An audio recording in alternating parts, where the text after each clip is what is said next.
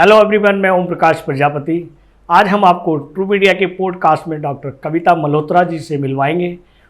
कविता मल्होत्रा जी वात्सल्य परिवार की संस्थापक हैं और देखरेख करती हैं। इस वात्सल्य के माध्यम से ये वात्सल्य यानी बचपन को सुरक्षित करने का काम करती हैं। हम मिलवा रहे हैं आपको डॉक्टर कविता मल्होत्रा जी से। कविता मल्होत्रा जी, आपका ट्रू मीडिया पॉडकास्ट में हार्दिक अभिनंदन है। बहुत बहुत आभार सर। सबसे पहले तो मैं आपका ट्रू मीडिया का आभार करती हूँ कि आपने यहाँ आने का मुझे आमंत्रण दिया। जी, बहुत अभिनंदन है आपका डॉक्टर साहब। हम आगे चलते हैं प्रश्नों की ओर। जैसा कि हमारे दर्शक आपसे रूबरू होने के लिए बेचैन हैं, बेताब हैं आपसे जानकारी लेने के लिए, क्योंकि यहाँ आप जैसे बुद्धिजीवी ही पॉडकास्ट में आजकल आ रहे हैं। हमारा पहला प्रश्न है, जैसा कि जब बच्चा जन्म लेता है, जब इस पृथ्वी पर, इस सृष्टि पर आता है और वो धीरे धीरे बड़ा होता है, जैसा कि प्रकृति का ही नियम है, उस समय उसकी जो बुद्धि होती है या जो उसकी मेमोरी होती है, जो उसके जिसमें वो स्मृति सेव करता है, वो उस समय प्लेन होती है, वो खाली होती है। हमारे उन 9 छोटे बच्चों के लिए, नवजात बच्चों के लिए, जो हमारे देश का भविष्य होते हैं, उनकी मेमोरी में क्या क्या सेव किया जाए ताकि उनका मानसिक और शारीरिक रूप से बदलाव हो सके और उनमें वृद्धि हो सके। जी, ऐसा है कि जैसा हम लोग सुनते आए हैं, जैसा खाए अन्न वैसा हुए मन। जी, तो यदि हम अपने बच्चों को शुरू से ही जीवन मूल्यों से जोड़ेंगे जी, और उनके अंदर संस्कार रोपित करने की कोशिश करेंगे जी, तो मुझे लगता है कि उनका व्यक्तित्व बहुत ही एक मजबूत और अच्छा इंसान बनकर उनको उभारेगा, जिससे कि वो अपना भी भला कर सकें और समाज में बहुत एक इज्जत और सम्मान के साथ अपनी ज़िंदगी को बिता सके। जी, हम यहाँ ये जानना चाह रहे थे कि हर अभिभावक अपने बच्चों के अंदर अपनी इच्छा अनुसार या अपने मन भाव से उनकी संस्कार देते हैं, संस्कृति से रूबरू कराते हैं, लेकिन फिर भी कहीं ना कहीं कुछ कमी रह जाती है, ताकि उनका जो बौद्धिक कौशल है या शारीरिक कौशल है वो समृद्ध नहीं हो पाता है। उस विषय में हम क्या करें? ऐसा है कि अपनी तरफ से तो हर अभिभावक कोशिश करता है कि वो अपने बच्चों को अच्छे से अच्छा शिक्षा का और हर जो भी जिस तरह का भी कौशल है वो उसके लिए उचित प्रबंध कर सके। लेकिन आजकल थोड़ा सा ये देखने में आ रहा है कि एक रेस चली है जिसके अंदर माता पिता भी गुम होते चले जा रहे हैं और बच्चों के पास समय ना रह कर के उनके खिलौने या किसी और माध्यम से वो बच्चों को खुशियां देने की कोशिश कर रहे हैं, जो कि सही नहीं है। मेरा ये मानना है कि बच्चों को अभिभावकों का समय मिलना चाहिए ताकि वो बहुत मजबूत और एक सशक्त इंसान बनकर। क्या बात है, बहुत अच्छी जानकारी डॉक्टर साहब आपने दी।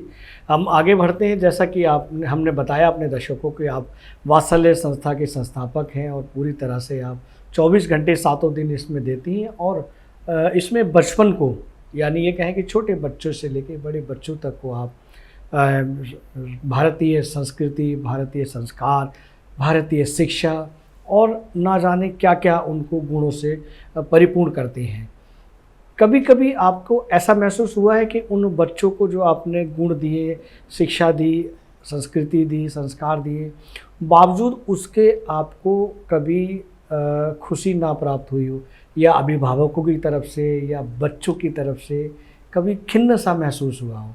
ऐसा कोई संस्मरण हमें बताएं। जी, ऐसा होता है कि जब हम एक किसी नई चीज़ को समाज में लाने की कोशिश करते हैं और ख़ासतौर से बच्चों के लिए तो उस वक्त बच्चों को अभिभावक कई दफ़ा रोक भी देते हैं क्योंकि उन्हें विश्वास नहीं होता और उस विश्वास को पुख्ता करने के लिए हमें अपनी तरफ से कई साधन अपनाने पड़ते हैं और कई तरह की चीज़ें हम करते हैं जिससे कि क्रिएटिविटी बच्चों के अंदर और ज़्यादा पैदा हो सके। तो हमने वो क्रिएटिविटी जीवन मूल्यों को लेकर के छोटे छोटे नुक्कड़ नाटकों के माध्यम से और कहानियों के माध्यम से कोशिश की है करने की, जिनका शुरू में अभिभावकों को लगा कि शायद ये तो टाइम वेस्ट है, यहाँ बच्चे नहीं सीख पाएंगे। लेकिन जब उन्हीं नाटकों के माध्यम से जो जीवन मूल्यों पर आधारित थे, बच्चों को कुछ अवार्ड्स मिले, बच्चों को उनके व्यवहार में पेरेंट्स ने अंतर देखा, फिर उनका विश्वास पुख्ता हुआ और फिर उनकी ही माउथ हेड से हमारे साथ बहुत सारे बच्चे जुड़े क्या बच्चों के साथ साथ अभिभावक भी आपसे जुड़े हैं? जी जी जी बिल्कुल, बच्चों के साथ, वो बच्चों की गतिविधियों के साथ में उनकी भी कुछ गतिविधियां रहती हैं? जी जी बिल्कुल। अभिभावक जैसे कि अब हम क्या करते हैं, जैसा मैंने शुरू में कहा कि हमें पोषित आहार अगर बच्चों को देना है जी, तो उन्हें कुछ सिखाना पड़ेगा। तो उन्हीं की हमने मदर्स को लेकर के कुकिंग क्लासेस स्टार्ट की। क्या बात और अगर मदर से वहाँ पर हरी सब्जी का आप देखेंगे कि बच्चे बहुत नखरा करते हैं कि हमें नहीं खानी। जी जी जी। लेकिन जब उन्हीं की मदर से हमने, जिनमें विशेषकर पालक होती है जिसे बच्चे नहीं खाते। जी जी जी, तो उन्हीं हरी सब्जियों से हमने उन्हीं के मिश्रण से ऐसी ऐसी रेसिपीज बनाना बच्चों की मदर्स को सिखाया जी, और जिससे कि बच्चों ने खाया और बहुत एंजॉय भी किया। बहुत अच्छे, बहुत अच्छे। तो मदर्स भी जुड़ गई हमारे साथ। मतलब ये कहें कि बच्चों के साथ साथ पूरा परिवार जुड़ जाता है जी। और वो पौष्टिक आहार कहें या पौष्टिक संस्कार कहें, सब कुछ उन्हें वहाँ से मिलता है। हम बात करते हैं, जैसा अपने हम वात्सल्य की बात कर रहे हैं, तो वात्सल्य के द्वारा आपने सैकड़ों बच्चों को अपने पैरों पर खड़ा किया है। छोटे बच्चे आते हैं, बड़े आते हैं और वो संस्कार हालांकि अपने अभिभावकों से भी संस्कार लेते हैं, और आपके वात्सल्य के प्रांगण में भी मैंने खुद देखा है, स्वयं देखा है, वहाँ भी आके वो संस्कार से रोपित होते हैं। अब ऐसी स्थिति में ऐसा भी देखा गया है कि अभिभावक या आपके जैसी सशक्त संस्थाएं बच्चों को संस्कार देती हैं, बावजूद उसके बच्चे दिशाहीन हो जाते हैं। जब अभिभावकों को, जैसे बच्चे होते हैं तो अभिभावक उन्हें उंगली पकड़ कर चलना सिखाते हैं, लेकिन जब अभिभावकों को ये ज़रूरत होती है कि उनकी कोई उंगली पकड़कर उन्हें चलाए, यानी कि उनके बच्चे, उस समय वो बच्चे उनका साथ नहीं देते, अपनी मनमर्जी करते हैं, या शिक्षा के लिए आउट ऑफ इंडिया चले जाते हैं, या तमाम तरह की परेशानियां हैं। उस स्थिति में हमें क्या करना चाहिए? देखिए, ऐसा है, मेरा ये मानना है कि कहीं ना कहीं ये हम लोगों की ही, हम भी एक अभिभावक हैं, हम लोगों की ये तमन्ना रहती है हमेशा कि हमारा बच्चा डॉक्टर बने, इंजीनियर बने। जी, जी। और उच्च शिक्षा प्राप्त करने के लिए हम बच्चों को विदेश भी भेजते हैं, कई लोग भेजते हैं। लेकिन जब बच्चा हमारे ही कहे अनुसार अपनी एक ऐसी मजबूत स्थिति बना लेता है कि वो विदेश में स्थापित हो जाता है जी, तो उसकी मजबूरी हो जाती है कि वहाँ पर वो अपने काम को लेकर के बहुत कहना चाहिए कि अपना एक वो बनाता है कि मेरे को अपने काम की, अपनी कर्मठता के प्रति भी मेरा दायित्व है और मैं परिवार के प्रति भी दायित्व पूरा करना चाहता हूँ, मगर उनकी मजबूरी हो जाती है। उसमें हम अभिभावकों को अगर हम बच्चों की तरफ दोष दें तो वो तो गलत होगा मेरा कहना, लेकिन मैं ये कहूँगी कि कहीं ना कहीं हमें अपने बच्चों को अपने संस्कार, अपने जीवन मूल्यों से जुड़ाव और अपनी जो एक स्थिति है वो ज़रूर बतानी चाहिए कि आप कमाइए, लेकिन ज़िंदगी से क्या कमाना है ये बच्चों को हमें सिखाना होगा। कि अगर जब तक आप अपनी जड़ों से नहीं जुड़े रहेंगे, जैसे एक आपने वो सुना है मुहावरा, दोहा, बड़ा हुआ तो क्या हुआ जैसे पेड़ खजूर, पंथी को छाया नहीं फल लागे अति दूर। तो हमें अपने बच्चों को इतना बड़ा नहीं बनाना है कि वो जमीन पर देख ना सके। जी। तो बस इतनी सी बात है, सिर्फ नजरिए का फर्क है। कविता जी, वर्तमान में देखा जा रहा है कि जो हमारे वृद्धा आश्रम है, उन वृद्धा आश्रमों की संख्या भी बढ़ती जा रही है, वृद्धा आश्रम में रहने वालों की भी संख्या बढ़ती जा रही है, जो बड़ा ही चिंतनीय विषय है हमारे समाज के लिए, हमारे सनातन समाज के लिए, हमारे भारतीय समाज के लिए। इस विषय पर अभिभावकों को या युवाओं को क्या करना चाहिए ताकि इनकी संख्या घटती जाए या कम हो जाए? हमें सबसे पहले तो ये देखना होगा कि हम खुद, जब हम उस स्थिति में होते हैं कि हमें अपने बड़ों की सेवा करनी होती है, हम खुद अपने दायित्वों से ना भागें, क्योंकि बच्चे बड़ों से ही सीखते हैं जी। यदि हमने अपने बड़ों की सेवा की है तो हमारे बच्चे यकीनन हमारी सेवा करेंगे, वो कभी भी नहीं भाग सकते अपने दायित्वों से। हाँ, जहाँ तक वृद्धाश्रमों का सवाल है, ये इसलिए भी ज़्यादा पनप रहे हैं क्योंकि बहुत सारे बच्चे विदेश में चले गए हैं, वहाँ जाकर स्थापित हो गए हैं, तो उन्होंने वहाँ के कल्चर में ये चीज़ देखी, तो ये चीज़ वहाँ से आई है, पश्चिम से आई है, ये हमारे इंडियन कल्चर में कभी भी नहीं था, क्योंकि यहाँ हमेशा संयुक्त परिवार होते थे। बिल्कुल सही। तो यहाँ मुझे नहीं लगता कि अगर हम अपने बच्चों को जीवन मूल्यों से जोड़ कर रखें तो वृद्धाश्रमों की जगह आनंद आश्रम ही पनपेंगे। वाह वाह वाह वाह, बहुत अच्छी। जैसा आपने बताया कि हमारे बच्चे शिक्षित होकर आउट ऑफ इंडिया में शिफ्ट हो जाते हैं और वहाँ उनकी मजबूरियाँ बन जाती हैं कि वो अपने बुजुर्गों को समय नहीं दे पाते। लेकिन आज का युवा अपना कैरियर बनाने के लिए स्वयं को अपने दंपति के साथ नहीं, अपने वैवाहिक जीवन में नहीं, एकल में, मतलब कुंवारी जिंदगी में भी वो एकल रहना चाहता है कि मुझे कैरियर बनाना है। ना वो अपने माता पिता से संबंध रख पाता है, रख पाता नहीं कहेंगे, रखता नहीं है, मैं ये स्पष्ट रूप से कहूँगा। ना ही वो रिश्तों का महत्व देता है, ना ही वो समाज का महत्व देता है। वो वीकेंड में सैटरडे संडे जाता है, अपने परिवार से दूर जाता है, वहाँ अपने लाइफ स्टाइल में एंजॉय करता है, 2 दिन का वीकेंड करता है, फिर मंडे आके जॉब अपनी ज्वाइन कर लेता है। इस स्थिति में वो उसकी उम्र जो है काफ़ी बढ़ती जा रही है, उसकी उम्र वैवाहिक रूप से 30-35 भी क्रॉस कर जाती है, वो विवाह नहीं करना चाहता है, कैरियर को महत्व देना चाहता है।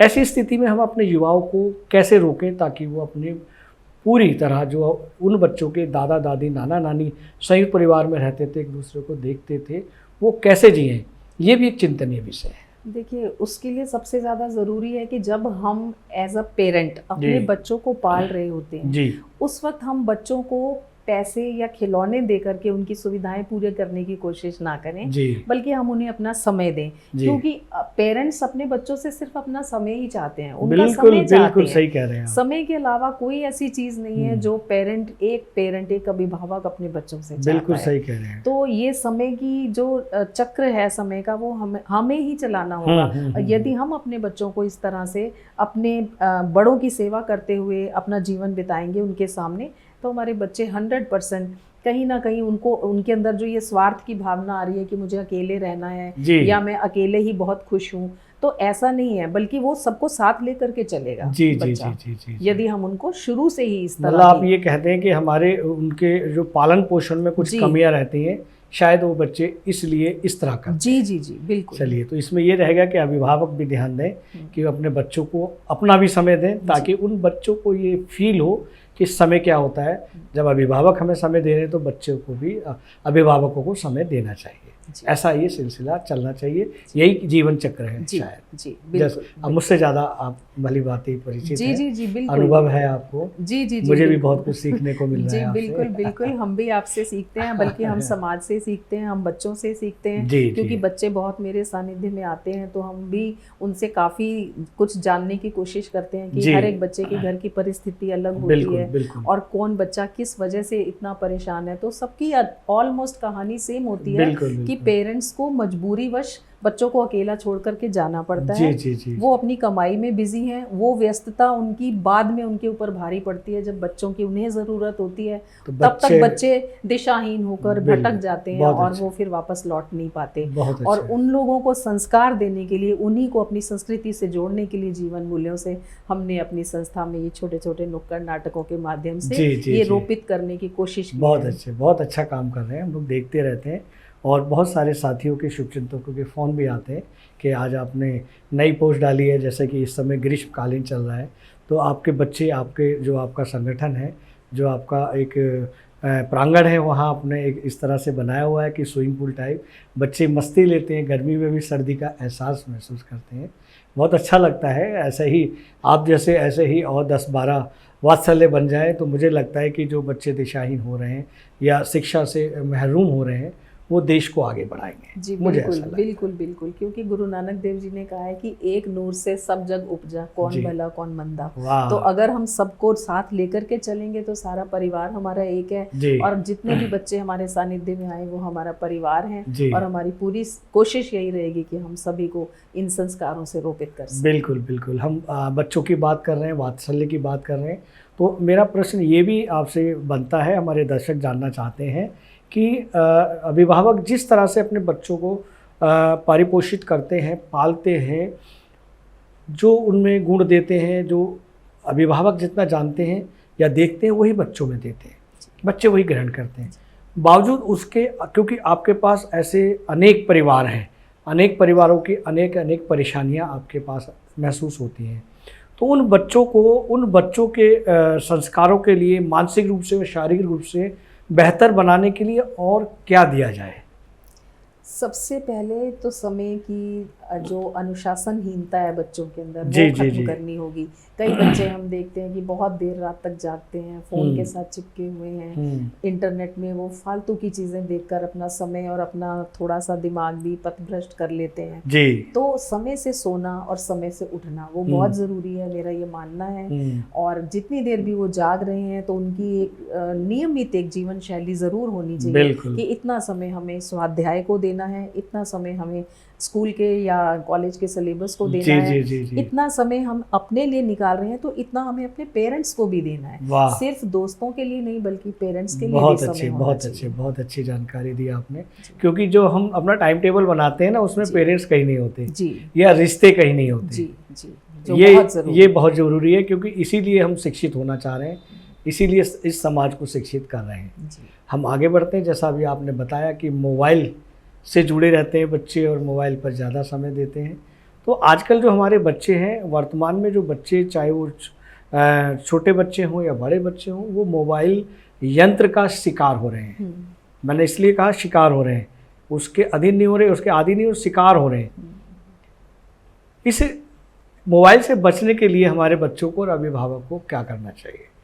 हमें वापस प्रकृति की ओर लौटना चाहिए, वाह! मेरा ये मानना है। वाह! क्योंकि प्रकृति हमारा सबसे बड़ा गुरु है जो पंच तत्वों के माध्यम से हमें अपनाना सिखाती है। वाह! जैसे अग्नि, वायु, जी, जल, जी। पृथ्वी और आकाश, जी। ये सब के सब, ये सभी तत्व हमें निस्वार्थ सेवा और बिल्कुल निष्पक्ष भाव से बांटना सिखाते हैं। पूरी सृष्टि को जी देते हैं। बिल्कुल। तो जब वो प्रकृति हमें हम निशुल्क एक सेवा दे रही है तो हम क्यों ना उससे जुड़ें। बिल्कुल। जब हम अपने बच्चों को खुद को उससे जोड़ेंगे तो मुझे लगता है कि बच्चे खुद ब खुद, प्रकृति खुद ब खुद उन्हें अपनी ओर आकृष्ट वाह करेगी, वाह वाह। है ना। और उसके बाद फिर ये है कि बच्चों को धीरे धीरे छोटी छोटी चीज़ों से, छोटे छोटे किताबों के माध्यम से पढ़ना सिखाएं। क्योंकि हमने अपने वहाँ पर लाइब्रेरी बनाकर रखी हुई है, छोटी छोटी किताबें हम बच्चों को देते हैं। कभी रीडिंग सेशन रख दिया, कभी राइटिंग सेशन रख दिया, कभी रिसाइट करने के लिए बोलते हैं, कभी नुक्कड़ नाटक बना कर लाओ, वो बनाकर भी लाते हैं। क्या बात। तो धीरे धीरे उनके अंदर क्रिएटिविटी आ रही है। अगर हम छोटा सा एक ट्रस्ट बनाकर ये काम कर सकते हैं तो मुझे लगता है अगर हर व्यक्ति इस चीज़ का संकल्प ले ले तो क्या नहीं हो सकता। काफ़ी कुछ बदलाव आ सकता है और प्रकृति के प्रेमी बन सकते हैं। प्रकृति जब अब इतना दे रही है, जब प्रेमी बनेंगे, उसके अधीन बनेंगे तो और ज़्यादा हमें देगी। ऐसा जैसे माँ हमेशा देने का काम करती है, सृष्टि हमेशा देने का काम करती है। हम आगे बढ़ते हैं। जैसा कि बच्चों की बातचीत चल रही है तो बच्चों से जुड़े हुए प्रश्न आगे लेकर चलते हैं। आजकल परीक्षा का दौर चल रहा है, परीक्षा परिणाम का दौर चल रहा है, जहाँ अभिभावक चाहते हैं कि हमारे बच्चे की अच्छी परसेंटेज आए, ठीक वहीं बच्चे भी चाहते हैं कि उनकी परसेंटेज, उनके अंकों की प्रतिशत ज़्यादा से ज़्यादा हो।